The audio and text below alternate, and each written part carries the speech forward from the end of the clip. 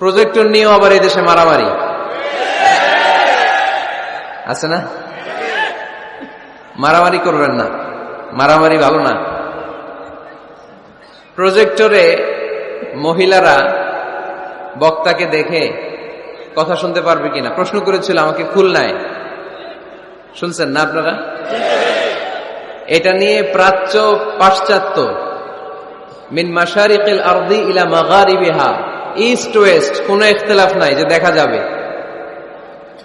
যাবে আপনার স্ত্রীকে নিয়ে যখন ডাক্তারের কাছে যান, গাড়িতে যখন বসে থাকেন, উনি ড্রাইভারে দেখে না?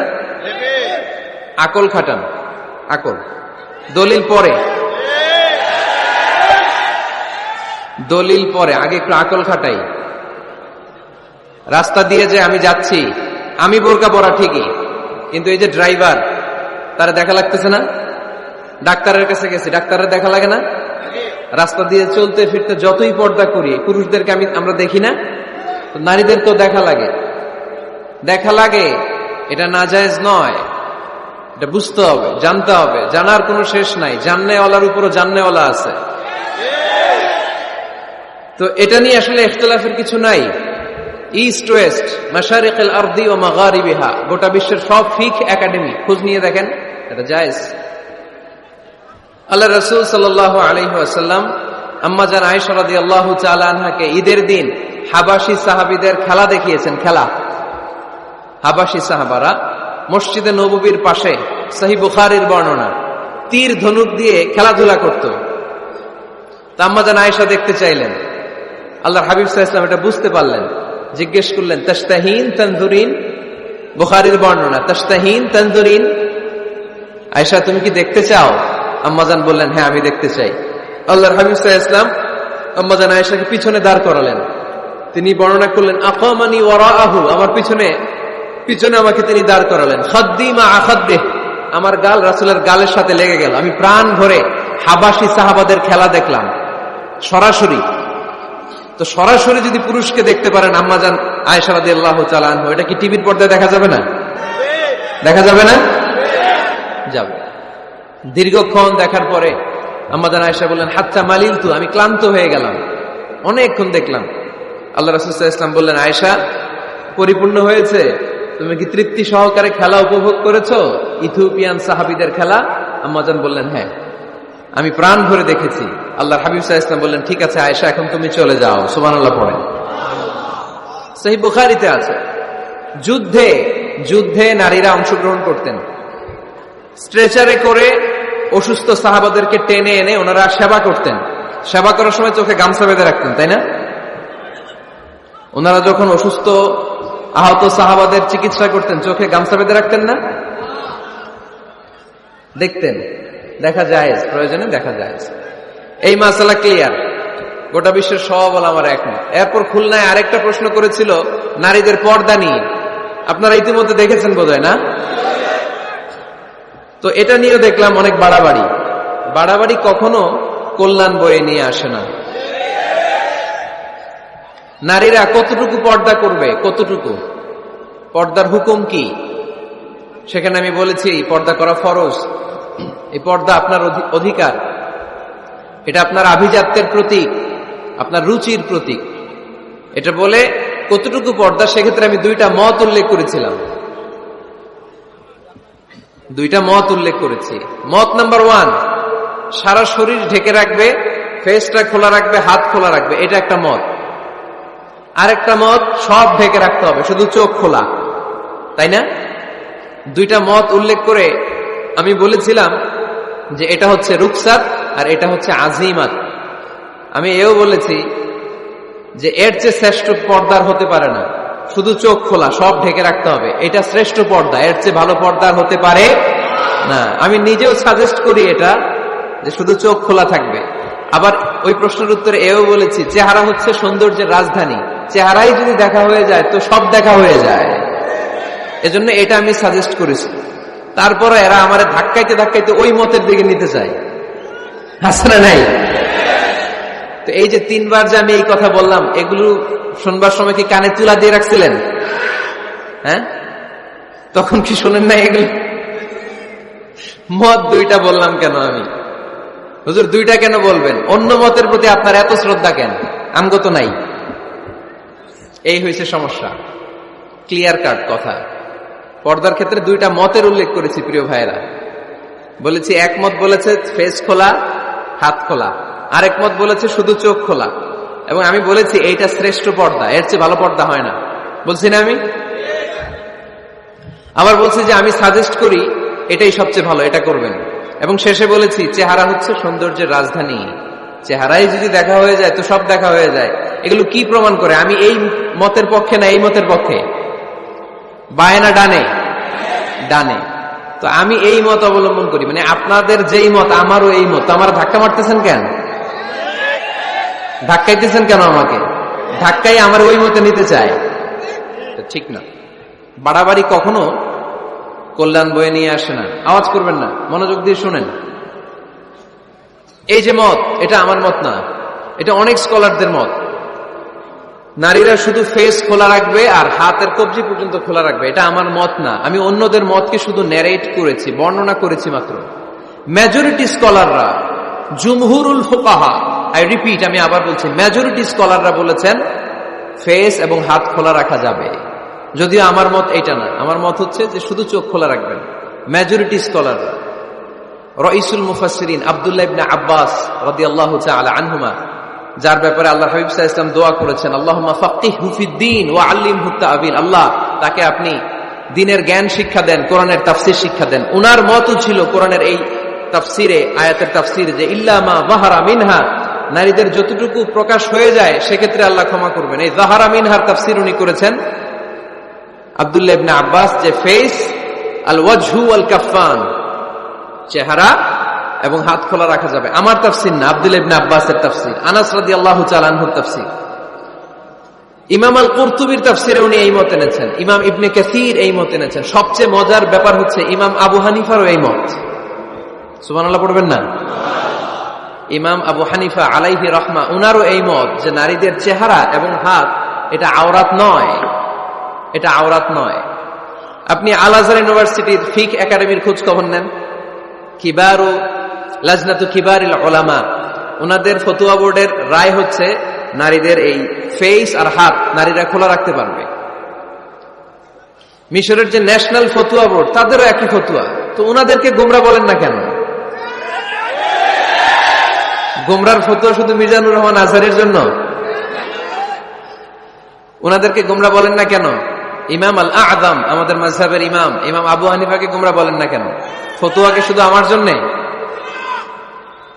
ইমাম আবু হানিফা কেন এই মত নিয়েছেন? ওনারও দলিল আছে, আমি জাস্ট মতের উল্লেখ করেছি। এটা জায়েজ কেন? কারণ একদল স্কলার এটাকে জায়েজ বলেছেন, তাদেরও দলিল আছে, এই জন্য জায়েজ। বাট আমার মত তো এটা, আমার মত তো এটা। ভিন্ন মতকে শ্রদ্ধা করতে শিখুন। ইমাম আল আযম কিসের ভিত্তিতে বলেছেন যে ফেস খোলা রাখা যাবে? আমি সতরের ওয়াজ করতেছি না, সতর না, আওরাত নিয়ে কথা বলতেছি। ইমাম আল আযম বলেছেন নারীদের চেহারা আর হাতের কবজি পর্যন্ত এটা আওরাত নয়। উনি দলিল নিয়েছেন সুনানে আবু দাউদের হাদিস। হঠাৎ একবার আল্লাহ রাসূল সাল্লাল্লাহু আলাইহি ওয়াসাল্লামের ঘরে, আম্মাজান আয়েশার ঘরে আসমা বিনতে আবি বকর রাদিয়াল্লাহু তাআলা আনহা চলে আসেন। আল্লাহ রাসূল সাল্লাল্লাহু আলাইহি ওয়াসাল্লামের শ্যালিকা, পাতলা কাপড় পরে, যে কাপড়ে হাত দেখা যায়, শরীর দেখা যায়। আল্লাহ রাসূল সাল্লাল্লাহু আলাইহি ওয়াসাল্লাম চেহারাটা ঘুরিয়ে নিলেন, রেগে গেলেন এবং বললেন, আসমা তুমি এখন বড় হয়েছো, তুমি এখন বড় হয়েছো, ছোট্টটি নেই। নারীরা যখন সাবালিকা হয় তখন এতটুকু আর এতটুকু ছাড়া পুরো দেহকে ঢেকে রাখতে হয়। সুবহানাল্লাহ পড়বেন না? ইমাম আল আযম আবু হানিফা এই হাদিস থেকে দলিল নিয়েছেন। আরো দলিল আছে, সহিহ মুসলিম হাদিসের বর্ণনাকারী জাবির ইবনে আব্দুল্লাহ রাদিয়াল্লাহু তাআলা আনহু, ঈদের দিনে আল্লাহ রাসূল সাল্লাল্লাহু আলাইহি ওয়াসাল্লাম ঈদের সালাত পড়লেন আযান একামত ছাড়া। সালাত পড়ানোর পরে তিনি তাকওয়ার ওয়াজ করলেন, সাহাবীদেরকে নিয়ে তিনি চলে যাচ্ছেন। হঠাৎ নারীদেরকে দেখে নারীরা বললেন, আমাদেরকে ওয়াজ করেন। আল্লাহর হাবিব সাল্লাল্লাহু আলাইহি ওয়াসাল্লাম নারীদের সামনে ওয়াজ শুরু করে দিলেন। হাদিসের বর্ণনাকারী জাবির ইবনে আব্দুল্লাহ, উনি বললেন, নারীদেরকে নিয়ে যখন আল্লাহ রাসূল সাল্লাল্লাহু আলাইহি ওয়াসাল্লাম ওয়াজ করতেছিলেন, আল্লাহ রাসূল যে ওয়াজটা সবচেয়ে গুরুত্ব দিলেন, আল্লাহর হাবিব সাল্লাল্লাহু আলাইহি ওয়াসাল্লাম বললেন, তাসাদ্দাকনা, নারীরা তোমরা সদকা করো, দান খয়রাত করো, কারণ আমি দেখেছি তোমরাই বেশিরভাগ হবে জাহান্নামের লাকড়ি, তোমরাই বেশিরভাগ জাহান্নামের লাকড়ি হবে। এই কথা শুনে ফাকামাত ইমরাআতুন মিন ওয়াসাতিহিন, এক নারী দাঁড়ালো, নারীদের মাঝখান থেকে এক নারী দাঁড়িয়ে হাত তুলল। জাবির ইবনে আব্দুল্লাহ বলেন, নারীটি যখন দাঁড়ালো আমি দেখলাম সুফাআউল খাদ্দাইন, এই নারীর গালের মধ্যে ফুটফুট কালো দাগ। গালের মধ্যে কি? কালো দাগ। তো ওনার চেহারা যদি খোলা না থাকতো গালের কালো দাগ দেখা যেত? কথা বলেন না কেন? এই দলিলগুলোর আলোকে ইমাম আল আযম আবু হানিফা রাহিমাহুল্লাহ উনি মত প্রকাশ করেছেন জরুরি প্রয়োজনে এই ফেস খোলা রাখা যাবে। সহিহ বুখারীর আরেকটা হাদিস শুনেন, বর্ণনাকারী আব্দুল্লাহ ইবনে আব্বাস রাদিয়াল্লাহু তাআলা আনহু। হজের দিন আল্লাহ রাসূল সাল্লাল্লাহু আলাইহি সাল্লাম উটের উপরে বসা, পেছনে চাচাতো ভাই ফদল ইবনে আব্বাস। ইয়ামুন নাহারে এক নারী আসলেন, সুন্দরী নারী, রূপবতী, অসাধারণ সুন্দরী নারী। এসে বললেন, ইয়া রাসূলুল্লাহ, আমার একটা প্রশ্ন আছে। এই নারী এতই সুন্দরী ছিল, ফদল ইবনে আব্বাস বারবার নারীর দিকে তাকাতে লাগলেন। আল্লাহর হাবিব সাল্লাল্লাহু আলাইহি ওয়াসাল্লাম, ফদল চেহারাটা ঘুরাও, এরকম বলে ফদলের চেহারা ঘুরাই দিলেন। ফদল আবার তাকালেন। আল্লাহর হাবিব সাল্লাল্লাহু আলাইহি ওয়াসাল্লাম বললেন, ফদল চেহারাটা ঘুরাও। উনি আবার তাকালেন। আল্লাহর হাবিব সাল্লাল্লাহু আলাইহি ওয়াসাল্লাম বললেন, এই ফদল চেহারাটা ঘুরাও। দেখেন, নারীকে একবার বলতেছেন, এই মেয়ে তুমি সুন্দরী নারী, দেখো না ছেলেরা তোমার দিকে তাকায় আছে, চেহারাটা ঢাকো। বলছেন একবারও? কথা বলেন না কেন? বলেন নাই, বরং ফদল ইবনে আব্বাসকে চেহারা ঘুরাতে বলেছেন। তার মানে সব দায় দায়িত্ব নারীদের উপর বর্তায় না, পুরুষদেরকে নিজের দায়িত্ব নিতে শিখতে বলেছেন বিশ্বনবী সাল্লাল্লাহু আলাইহি ওয়াসাল্লাম। আমাদেরও দায়িত্ব আছে না নাই? তো এই হাদিসগুলোর আলোকে ইমাম আল আযম উনি মত পোষণ করেছেন যে ফেস খোলা রাখা যাবে। আমার মত না, তার মানে এটাও একটা মত আছে, উনাদেরও দলিল আছে। আমার মত হচ্ছে যে শুধু চোখ খোলা রাখতে হবে, বাকি সব ঢেকে রাখতে হবে। তারপরেও ওনারা আমাকে এই মতের দিকে নিতে চাচ্ছে। আমি তো আসলে দুইটা মত শুধু প্রকাশ করেছি। এই পরিবর্তিত বিশ্ব ব্যবস্থায় নারীদেরকে অনেক জায়গায় যেতে হয়, চিকিৎসার জন্য বেরোতে হয়, শিক্ষকতা করতে হয়। আপনি শুধু আপনার মাদ্রাসার গণ্ডির ভেতরটারই গোটা দুনিয়া ভাববেন না। পেন্টাগনে আমাদের মুসলিম নারীরা চাকরি করে, আমেরিকার মিলিটারি ফোর্সে আমার মুসলিম বোনেরা চাকরি করে, ইংল্যান্ডে, এখানে তো অনেক ইংল্যান্ডের ভাইয়েরা আছে, ওনারা জানবেন, ইংল্যান্ডের পুলিশ সেকশনে আমার মুসলিম বোনেরা চাকরি করে। নানা কারণে ওনাদের পক্ষে ফেস ঢেকে রাখা সম্ভব হয় না, ফলে ওনারা এই মতের আলোকে রুখসাতের উপর আমল করার সুযোগ পায়, ঠিক কিনা? তার মানে এটাও একটা মত আছে, এটাও একটা মত আছে, ওনারা রুখসাতের উপর আমল করে। বাট আমার মত হচ্ছে না, আজিমতটা উত্তম, এটা শ্রেষ্ঠ পর্দা, কারণ চেহারায় যদি দেখে ফেলে সবই দেখে ফেলে। তো আমার মত এইটা, তারপরও আমাকে এই মতের প্রবক্তা বানাতে চায়, এরকম আছে না নাই? বাড়াবাড়ি করবেন না, বাড়াবাড়ি কখনো ভালো ফল বয়ে নিয়ে আসেন, আওয়াজ করে বলতে হবে, ঠিক কিনা? আল্লাহ আমাদের সবাইকে মধ্যম পন্থা অবলম্বনের তৌফিক দান করো। কারো ব্যাপারে সমালোচনা করলেও যেন আমরা ইনসাফের সাথে সমালোচনা করতে পারি। আল্লাহ তুমি তৌফিক দাও, আমাদেরকে সব সময় হকের পক্ষে থাকার তৌফিক দান করো।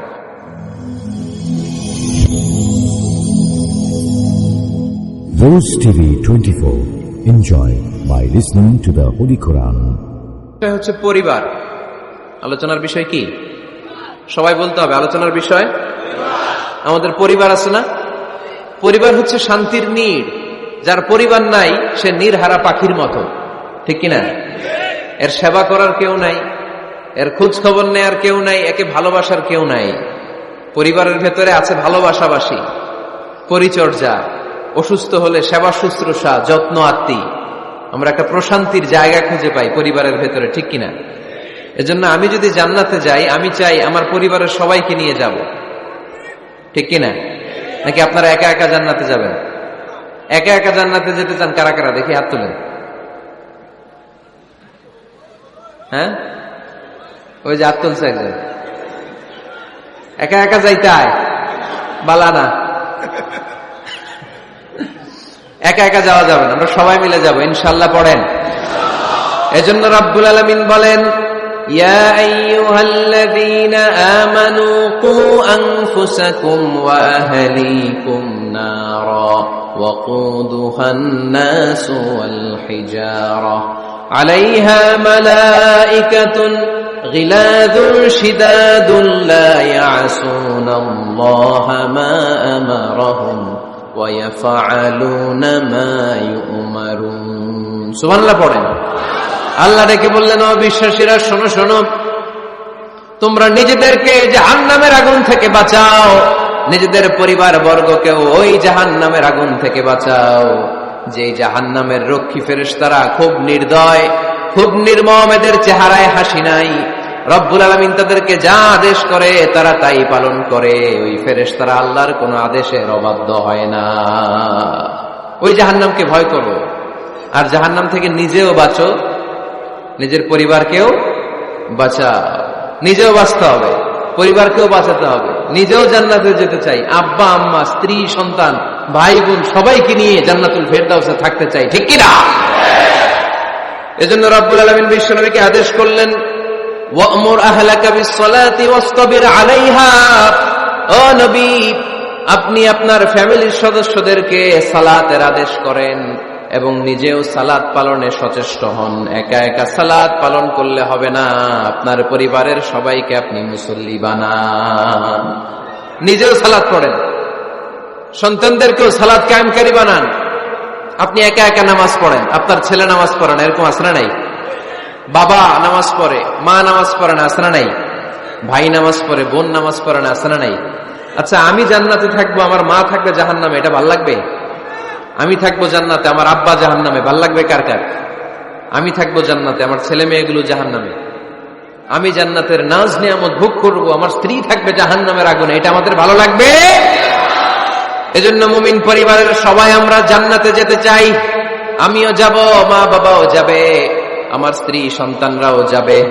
এজন্য রব্বুল আলামিন বিশ্বনবীকে বললেন, নবী নিজেও জাহান্নামের আগুন থেকে বাঁচেন, আপনার পরিবার বর্গকেও জাহান্নামের আগুন থেকে বাঁচান। নিজেও বাঁচেন, পরিবারকেও বাঁচান।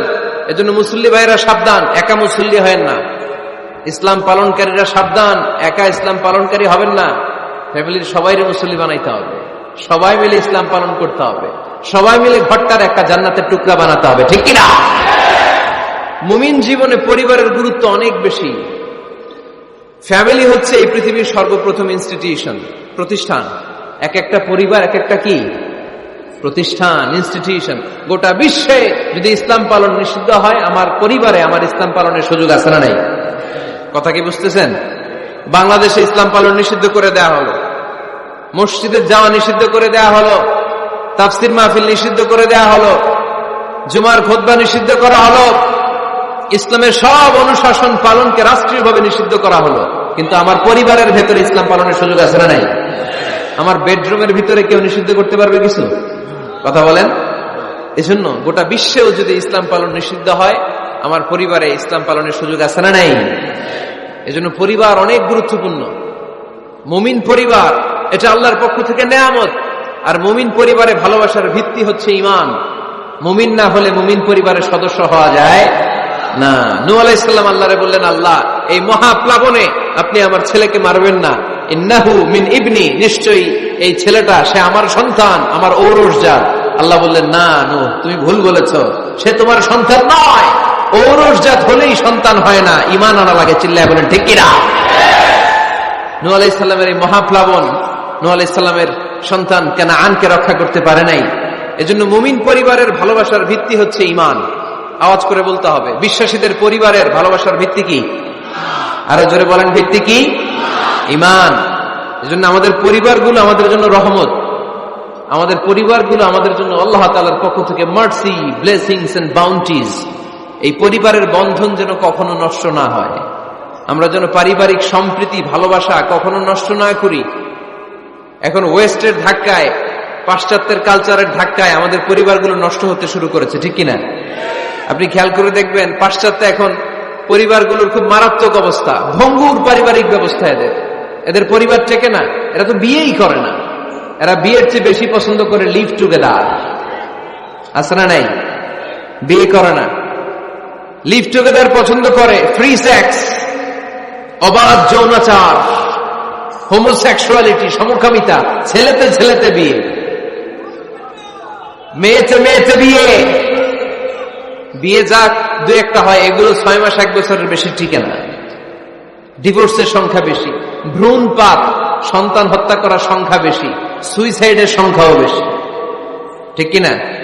রাইফেল একটা নিয়ে বের হয়ে রাস্তায় 4-5 জনকে শুট করে, পরে নিজের মাথায় নিজে গুলি করে নিজেও মরে যায়। কেন যে এগুলা করছে সে নিজেও জানে না। এরকম বিকৃত মস্তিষ্কের লোক পাশ্চাত্যে আছে না নাই? কারণ এদের পরিবার নাই, কারো বাবা আছে মা নাই, কারো মা আছে বাবা নাই। এজন্য পরিবারগুলো আল্লাহ তাআলার পক্ষ থেকে আমাদের জন্য নেয়ামত, অনেক বড় রহমত, অনেক বড় বরকত। এজন্য ইসলাম পরিবার গঠন করতে বলেছে, ইসলাম পরিবারকে সংরক্ষণ করতে বলেছে, ইসলাম এই ফ্যামিলি ইনস্টিটিউশনকে আরো শক্তিশালী করতে বলেছে। চিল্লায় বলেন ঠিক কিনা? এই কোরআনে পরিবার নিয়ে অনেক কথা, ফ্যামিলি ম্যাটার্স নিয়ে কোরআনে একটা সূরা আল্লাহ নাযিল করেছেন, সূরাতুত তালাক, অ্যাড্রেসিং দ্য ফ্যামিলি অ্যাফেয়ার্স। শুধু ফ্যামিলি রিলেটেড কথাই সূরাতুত তালাকে। আবার একটা পরিবার আল্লাহ তাআলার কাছে এতটাই প্রিয় ছিল, ওই পরিবারের নামে আল্লাহ কোরআনে একটা সূরাই দিয়ে দিয়েছেন, সূরাতু আলে ইমরান। ইমরানের পরিবারের নামে সূরা। সুবহানাল্লাহ পড়বেন না? এজন্য আমাদের পরিবারগুলো অনেক গুরুত্বপূর্ণ। আমরা বুঝি না, আমরা পরিবারের সম্প্রীতি ভালোবাসাকে অটুট রাখার ব্যাপারে সচেতন থাকি না, কিন্তু ইসলাম এই পরিবার সংরক্ষণে অনেক গুরুত্ব দিয়েছে। আমাদের পরিবারগুলো সুখী হোক, সমৃদ্ধ হোক, শান্তিময় হোক, আমরা চাই কি চাই না? আওয়াজ করে বলেন না, চাই কি চাই না? এজন্য আজকের আলোচনার বিষয় হচ্ছে পরিবার। সুখী পরিবারের ফর্মুলা আজকে আপনাদেরকে শোনাবো, কি করে পরিবারকে সুখে রাখতে হয়, শান্তিতে রাখতে হয়। কোরআনের আলোকে শুনতে চান? শুনতে চান সবাই? কষ্ট হচ্ছে না তো? নাকি স্লোগান দিতে চান? স্লোগান চান কারা কারা দেখি? স্লোগান দাও তো একজন আওয়াজ করে।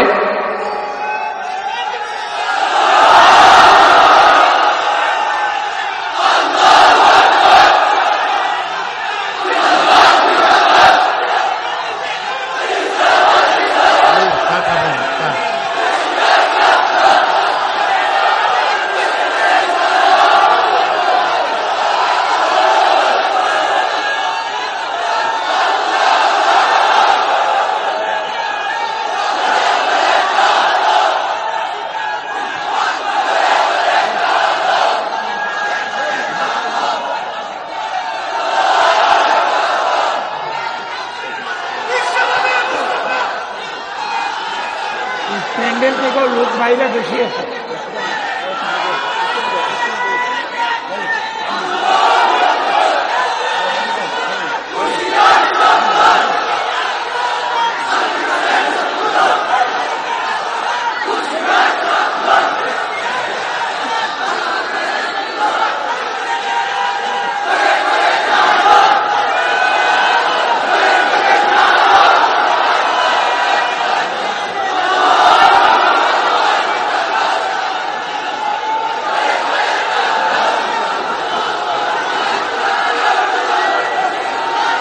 মাশাআল্লাহ।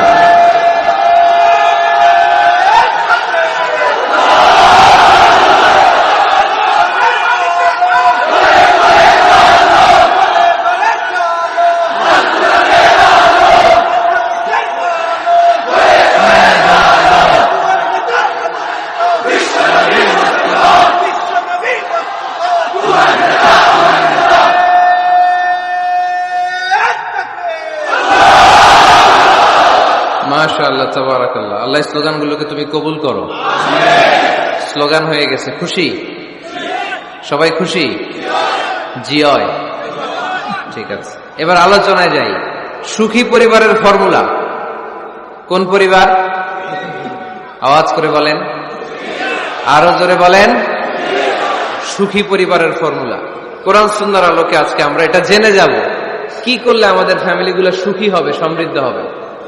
কোরআন থেকে আমরা যদি প্রেসক্রিপশন নেই, তাহলে কোরআন বলে আমাদের ফ্যামিলিগুলোকে সুখী আর শান্তিময় করতে হলে আমাদের ফ্যামিলির ভেতরে একে অপরকে সালাম দেওয়ার প্রচলন বাড়াইতে হবে। কি দিবেন? আওয়াজ করে বলেন, কি দিবেন? فَإِذَا دَخَلْتُمْ بُيُوتًا فَسَلِّمُوا عَلَى أَنفُسِكُمْ تَحِيَّةً مِنْ عِندِ اللَّهِ مُبَارَكَةً طَيِّبَةً। রব্বুল আলামিন বলেন, যখন তোমরা তোমাদের ঘরে ঢুকবা, ঢুকেই পরিবার বর্গকে একে অপরকে সালাম দাও। এটা আল্লাহর পক্ষ থেকে অভিবাদন পদ্ধতি, এটা বরকতময়, এটা পবিত্র। সুবহানাল্লাহ পড়েন। ইদা দাখালতুম বুয়ুতান ফাসাল্লিমু আলা আনফুসিকুম। ঘরে ঢুকেই সালাম দাও। সালাম মানে শান্তি। সালাম দেই না, এজন্য ঘরে শান্তিও নাই। ঠিক কিনা? আজকে যে সালাম দেওয়া যাবে না, বাসায় যে ভাবির আগে সালাম দিবেন, পারবেন না? ভাবি আগে দিতে হবে? কে আগে দিবে শুনি? আপনি আগে? তুমি বিয়ে করছো নি? হ্যাঁ, আগে আগে সালাম দিবেন। রাজি আছেন? ঘরে ঢুকেই সালাম। বাবা দিবে ছেলেকে সালাম, ছেলে দিবে বাবাকে সালাম। স্বামী দিবে স্ত্রীকে সালাম, স্ত্রী দিবে স্বামীকে সালাম, ভাই দিবে বোনকে সালাম, বোন দিবে ভাইকে সালাম। সালাম মানে শান্তি। সালাম নাই, এজন্য ঘরেও শান্তি নাই। চিল্লায় বলেন ঠিক কিনা? এজন্য আল্লাহ বললেন, তোমার ঘরে যখন তুমি ঢুকবা, ফাইদা দাখালতুম বুয়ুতা ফাসাল্লিমু আলা আনফুসিকুম, তোমরা নিজেদেরকে সালাম দাও। তাহিয়াতাম মিন ইনদিল্লাহ, এটা আল্লাহর পক্ষ থেকে অভিবাদন পদ্ধতি।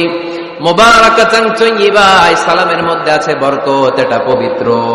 এজন্য ঘরে যদি আমরা সালামের প্রচার প্রসার বাড়াই, আমাদের ঘরগুলোরে শান্তিময় করবে কে? এটা হচ্ছে নিজেদের ঘর। নিজেদের ঘরে ঢুকলাম, সালাম দিলাম। অন্যের ঘরে তো আর সালাম টালাম লাগবে না, না? অন্যের ঘরেও লাগবে। সে আদেশও কোরআনের ভেতরে আছে না নাই?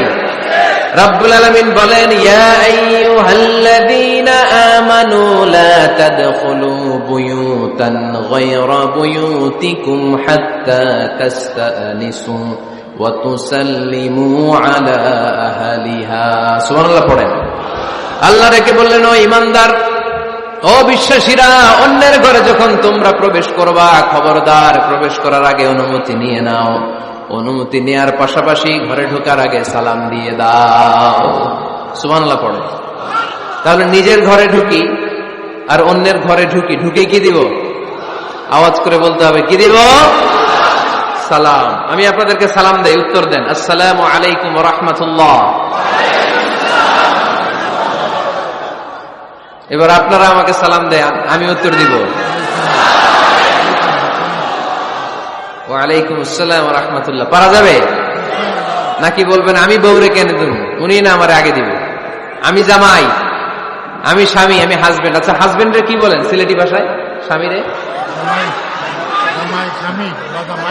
জামাই কইতাইনি, জামাই। তো জামাই আগে দিবে না বউ আগে দিবে? হ্যাঁ বলেন, আমি আগে দিব। কে আগে দিবে? আমি। আগে আগে সালাম দেন।